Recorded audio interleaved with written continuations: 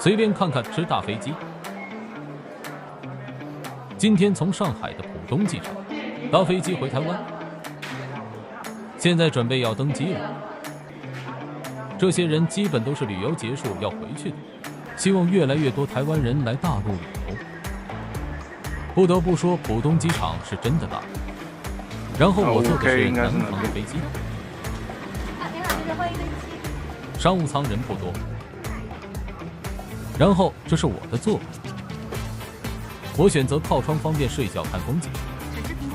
现在空姐正在发饮料。Later。现在到台湾的桃园机场，空姐会满心期待的与你下次相见。下个影片带你看入境台湾，下次见。